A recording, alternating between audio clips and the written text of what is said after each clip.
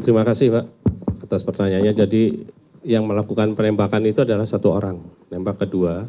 Karena yang satunya itu kan dari hasil CCTV juga yang dikeroyok itu tadi, yang baru keluar dari toilet, nah dikeroyok sehingga ada satu keributan, disitulah anggota yang menembak itu. Jadi bukan dua anggota yang menembak, tapi satu anggota yang menembak. Dan semua anggota sudah kita amankan. Gitu, Pak.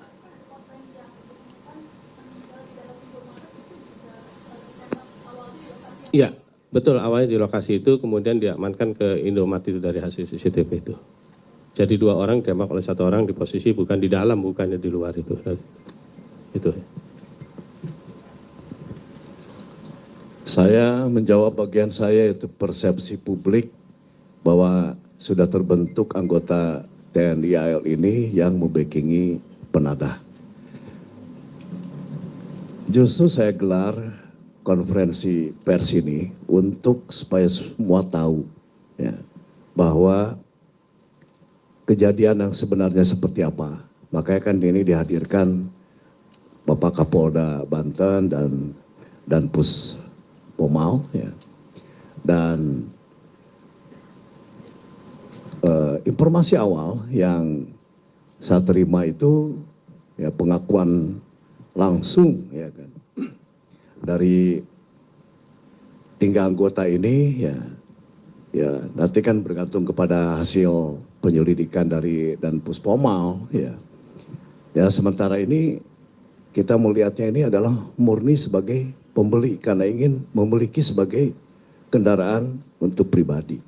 Dan nanti mungkin akan dijelaskan oleh Dan Puspomal bagaimana rangkaian tadi sudah disampaikan ya kan. Bagaimana kejadian itu juga tampak tidak ada rasa bersalah ya kan ya.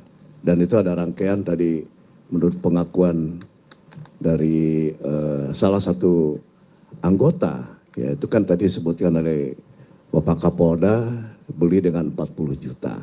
Dan itu kan mobil diambil tanpa surat. Dan itu ada perjanjian ya mungkin nanti akan didalami benar apa tidak ya itu nanti dari Dan Puspomal yang sebetulnya harga itu juga belum selesai ya. Tadi kan bukti transfer DP 40 juta ya. Dan itu ada di dalam pembelian itu kan awalnya dari online seharga 135 juta.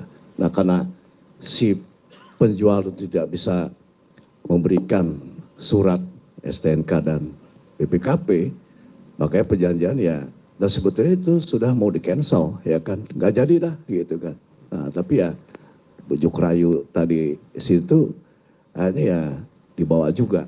Nah mungkin ini bisa salah satu yang bisa dikembangkan ya kan, karena kami mendapat laporan kan tidak hanya sekedar ini pangkalnya apa sih masalahnya itu kan, pasti saya sebagai atasan ya kan, mereka juga ingin mendalami ya, supaya saya bisa melihat ke dalam ini prajurit ini melakukan apa ya. Dan tentu kita tidak punya kewenangan untuk melaksanakan penyidikan ya, dan tanpa ada kerjasama ini tentu tidak akan bisa dapat diselesaikan di pengadilan nanti. Terjawab ya? Ya, masih. Baik, terima kasih. Kami akan menyampaikan terkait dengan apa yang ditanyakan, bahwa memang betul ada peristiwa saudara Agam ya bersama saudara Samsul dan 3 orang lainnya, jadi berlima, sebelum kejadian penembakan di TKP kilometer 45 itu sempat datang ke Polsek Cinangka ya, Polres Cilegon. Nah, datang sekitar pukul 02.30 waktu Indonesia bagian Barat. Kemudian diterima oleh anggota piket yaitu Brigadir Dery Andriani dan Bribka Dedi Irwanto ya. Nah, terjadi komunikasi di sana ya, bahwa saudara Agam menyampaikan bahwa mobil rentalnya itu dibawa oleh penyewa ya, yang dibawa ke arah Saketi Pandeglang ya. Nah kemudian disampaikan juga bahwa GPS-nya tinggal 1 yang aktif, yang 2 sudah tidak aktif. Jadi diduga sudah ada upaya untuk melakukan penggelapan, gitu kan. Nah, anggota kami, Saudara Bribka Dery, ini dilaporkan karena adanya dugaan penggelapan rental, ya, dan situ ada sedikit diskusi antara rental dan leasing. Nah, dilaporkanlah ke Kapolseknya untuk meminta petunjuk. Nah, pada saat melaporkan kepada Kapolseknya, Bribka Dery ini tidak utuh melaporkannya. Ya, seharusnya ini adalah terkait dengan rental, penyewaan kendaraan yang didugakan digelapkan, tapi dilaporkannya leasing kepada Kapolseknya. Sehingga Kapolsek ini menyampaikan kalau memang leasing harus ada surat dari leasing dan sebagainya, diminta dokumen. Nah, dokumen ini pun sudah disampaikan sebenarnya oleh Saudara Agam, baik itu BPKB, STNK, dan kunci cadangan. Jadi seharusnya memang anggota kita itu melakukan pendampingan. Tapi tidak dilakukan pendampingan karena anggota merasa kekuatannya sedikit. Jadi tidak berimbang sehingga tidak melakukan pendampingan. Padahal seharusnya anggota kita bisa melakukan permintaan tambahan, dukungan ke Polres misalnya, ya, atau anggota reserse di Polsek itu sendiri. Tapi itu tidak dilakukan. Ya. Nah, sehingga dari hasil penyidikan Propam Polda Banten, ya, telah ditemukan adanya pelanggaran, ya, terhadap ketidakprofesionalan terhadap anggota Saudara Dery, ya, Andriani, ya, karena tidak respon terhadap laporan masyarakat yang seharusnya melakukan pendampingan untuk mengamankan kendaraan Honda Brio yang diduga akan digelapkan ini, karena sudah ada dugaan penonaktifan GPS sebanyak 2 buah, tinggal 1, berarti ini sudah ada dugaan. Seharusnya dia sebagai anggota Polri dia melakukan pendampingan, ya, tapi tidak dilakukan sehingga dalam pemeriksaan penyidik dari Propam ini adalah dugaan pelanggaran dan tentunya akan kita tindak tegas, ya, anggota ini, ya, baik secara etika, ya, yang sanksinya dapat kita demosi, bahkan yang terberat adalah bisa di PTDH. Begitu juga Kapolsek, ya, sebagai pimpinan di Polsek tersebut, ya, dia tidak melakukan pengawasan dan pengandalian dengan baik, ya, tentunya ini juga akan kita kenakan sanksi, ya, baik demosi maupun juga yang terberat adalah PTDH. Dan juga anggota lain yang ada di situ, yaitu Bribka Dedi Irwanto yang juga mendampingi Saudara Dery Andriani, juga akan kita kenakan sanksi kode etik. Demikian. Terima kasih. Ya, siapa lagi? Ya, silakan. Nanti habis. Selamat siang, izin semuanya. Saya Eril Wiranapa dari Kompas TV. Ingin lebih menanya terhadap dengan transparansi dari 3 oknum anggota TNI yang terlibat. Ini berperan sebagai apa aja dan lalu pangkat serta kesatuannya mungkin bisa diberikan kepada informasi publik. Terima kasih.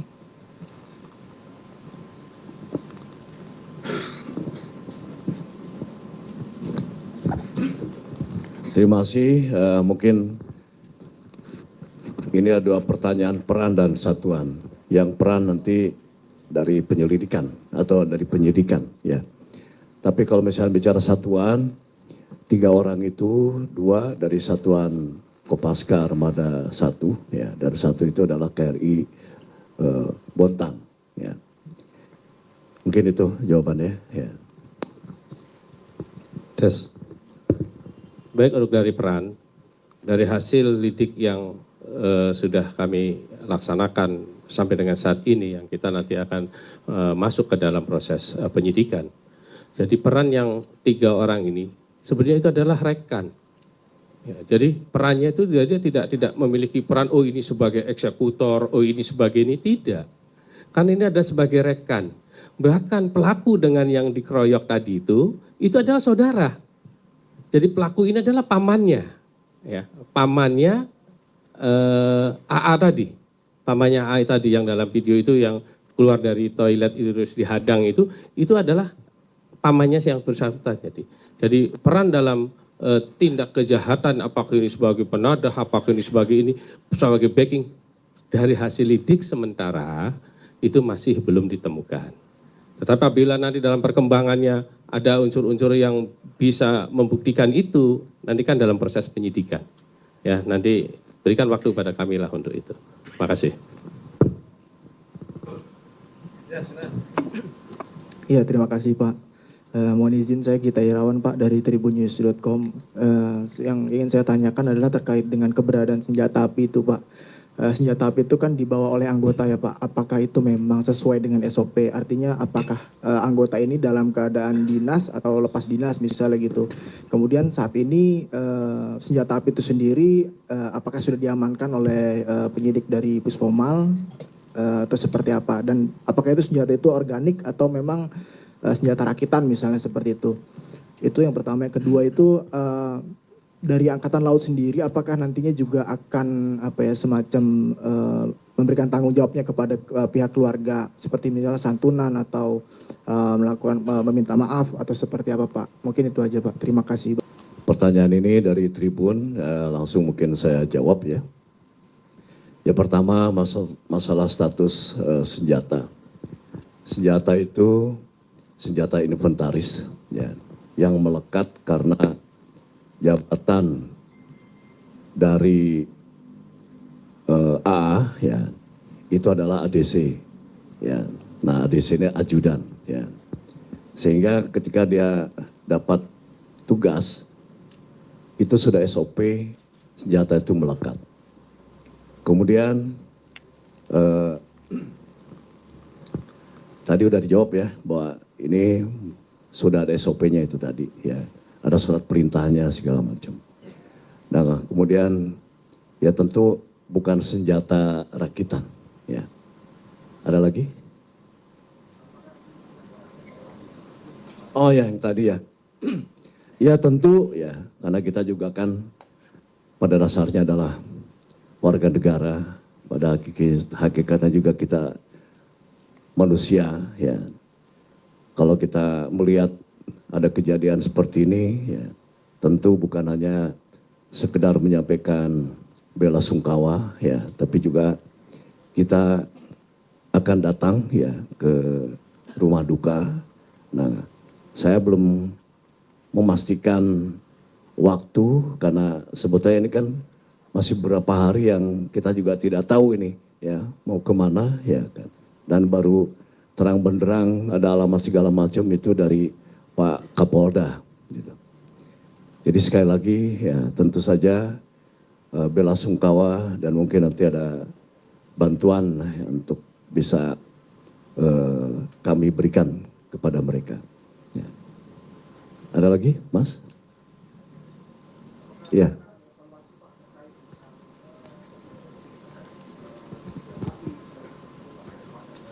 Ya, kita akan evaluasi, tapi penggunaan senjata melekat itu adalah untuk pengamanan diri dan siapa yang menjadi tanggung jawab pengamanan atasannya itu. Ya, karena kalau misalkan terjadi sesuatu terhadap atasannya, maka orang yang pertama melekat itulah yang mengamankan, ya kan? Kita bicara masalah SOP tadi, ya kan? Nah kalau saya dihadapkan kepada pengeroyokan, berarti kan sebetulnya kan sama-sama nggak tahu siapa yang akan mati, ya kan ya. Nah jadi kita saja kalau misalkan terdesak ya dikeroyok pasti akan mencari, akan bela diri, ya kan. Akan mencari suatu benda yang mungkin bisa untuk membela diri, mengamankan. Nah ini mungkin digunakan ada senjata api. Ya. Dan itu bukan senjata apinya kan bukan, itu kan dibawa ya kan ya gitu. Nah mungkin sementara itu ya untuk evaluasi nanti kita akan evaluasi ya sebentuk bagaimana ke depan ini untuk penggunaan senjata api ini. Tapi sebetulnya karena pengeroyokan juga kan tidak berpikir resiko kalau orang yang dikeroyok itu mati, ya nggak? Ya kan? Gitu. Jadi kembali lagi apalagi mungkin karena tentara juga yang sudah dilatih bagaimana faktor kecepatan, insting segala macam ya kan. Karena kita sering dengar ada kill or to be kill, ya kan ya. Nah itu, mungkin saya kira itu. Terima kasih atas pertanyaannya, ya Mas. Ada lagi? Ya silakan.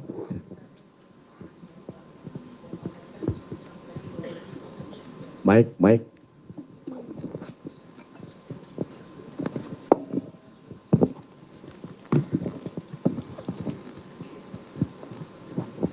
Tes, mohon izin Bapak Sahrul dari Jawa Pos, izin ke Pak Dan Puspoma menanyakan status. Karena kan tadi disampaikan bahwa prosesnya ini sudah di tahap sidik, artinya penyidikan. Kami ingin tanyakan dari 3 orang ini apakah memang semuanya sudah berstatus tersangka atau semuanya masih terperiksa, Pak? Terima kasih. Baik, terima kasih ya atas pertanyaannya Mas Sahrul. Jadi anggota ini sekarang sudah ditahan di tempat kami dan sesuai dengan surat penahanan dari Ankum sudah kami terima, terhitung karena hari Sabtu yang lalu itu anggota sebenarnya sudah kita amankan. Nah karena masih dalam proses lidik, ya, kami selalu maraton lidik, masih belum kami tetapkan gitu. Nah sekarang setelah ada tanda-tanda dengan beberapa bukti, maka kami yang bersangkutan masuk proses penyidikan dan sudah kami tetapkan. Bukti penahanan sementara dalam 20 hari pertama itu sudah ditandatangani oleh Ankum, terhitung dari mulai hari Sabtu. Itu Mas. Ya. Ya kita sudah dalam menjurus ke sana sudah gitu ya. Karena dengan ditandatanganinya penahanan itu sudah masuk kepada proses. Karena pintu gerbang untuk memasuk dalam proses penyidikan kan itu. Ya, makasih. Ada lagi? Kalau misalnya tidak ada, semua sudah menjawab ya. Dan sudah kami jelaskan kronologi dan perkembangan penyidikan kejadian. Terima kasih atas perhatian dan kerjasama semua pihak dalam menjaga transparansi dan objektivitas dalam menangani proses hukum yang sedang berlangsung. Demikian, bila taufiq wa hidayah. Wassalamualaikum warahmatullahi wabarakatuh. Selamat siang. Ya.